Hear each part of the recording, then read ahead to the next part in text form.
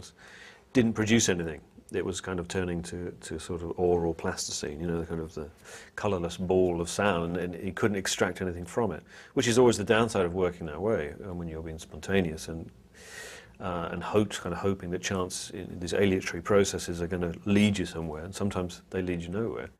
He would sound extremely proud and very confident in the press. And then he'd privately go home and be in tears. He'd be crying. He'd be like, the studio is so expensive. It's not working at all. You know, the first 4 days of work on Another Green World, absolutely nothing came out.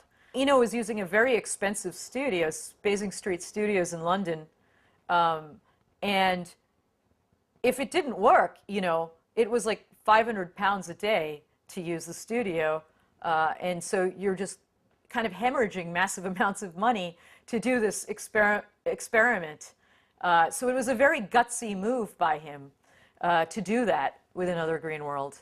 I mean, the very first session that we did, I had no idea really what to expect. I mean, I thought maybe it might have been similar to Roxy Music or something, because that was the only part of Brian Eno that I knew about at the time. This is one of the things about him that I found so interesting, is that his starting points for pieces of music were quite vague. But, well, vague is not the right word, but very open. And I remember distinctly when we were doing Another Green World, the starting point was Eno went over to, there was a piano in the studio, acoustic piano. He went over and he hit an A, and he went dunk, dunk, dunk, dunk, dunk, dunk, dunk, dunk. And that was it. And, you know, he said, play off of that. So it sort of went into, you know, dunk, dunk, doo-doo-doo-doo, dunk, dunk, da-da-da-da, doo-doo-da-boom. I think it was 4 chords, but with a lot of passing notes and major and minor thirds, so they were slightly altered. I remember at the time it sounded like a really nice, had a good feel to it, you know. So that was it for them. I remember when I eventually heard the finished record, Skysaw and Over Fire Island initially were just bass and drums. So that was my recollection at that time of those tracks. And then when I put the record on, I was like, wow, this is such cool stuff, because of everything he'd done with it, you know.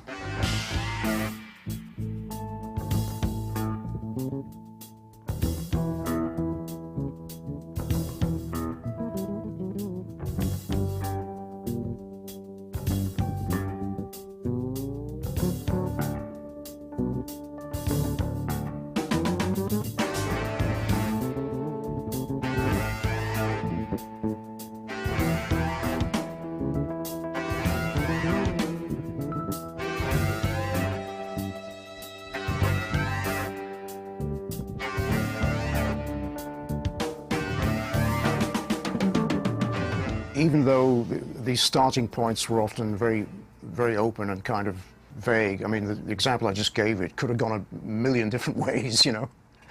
And it just happened to go the way that it did. But on the other hand, he could be very specific in that, you know, you sometimes record something and he'd pick out maybe 2 measures or 4 measures, and he'd say, I like that, make something of that, sort of loop it. In that respect, he was very, very specific. You know, once the thing got rolling, he seemed to know where to take it. I found it very easy to work with because he was very relaxed and kind of laid back, and he never seemed to get into a fluster about anything, really. I remember one day we were working on an idea. We were having this discussion about where it could go. It's this very intense debate. And then he suddenly said, let's have some cake. And he went under the desk and pulled out this big cake. I think it was a fruit cake. And he had some paper plates and stuff, and he sliced it up, gave everybody a piece of cake. So everything stopped, so everybody's eating cake, you know. And then 10 minutes later, everybody finished their cake, and everybody had completely forgotten what we were talking about. I mean, to this day, it's just gone.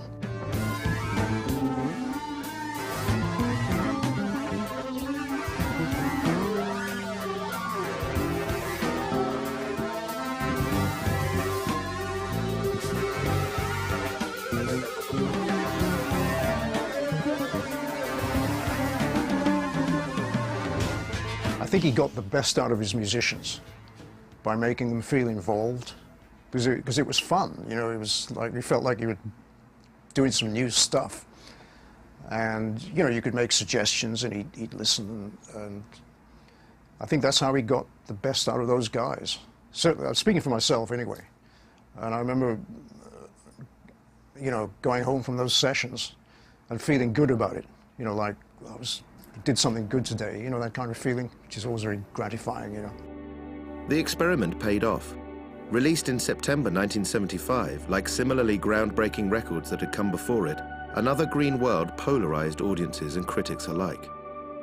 Where Here Come the Warm Jets and Taking Tiger Mountain had still loosely fitted into the musical landscape of the era, Eno was now exploring uncharted territory. An album unlike any other to emerge from the peripheries of the mainstream. Over time, it would be hailed as a masterpiece. It's such a unique record that it somehow defies categorization. It's not ambient, but could be. It's not classical, but could be. It's not rock, but could be. It's a record I play. It's a record when I was in Honduras adopting my daughter, that was a record we played for her to put her to sleep. It was a record that has really meant, and you know, and that was like 9 years after it came out. It was a big deal in my life, and it still is. I love every minute of it. The way it's sequenced, it's just a brilliant piece of work. It's my opinion, as perfectly realized as an album can be.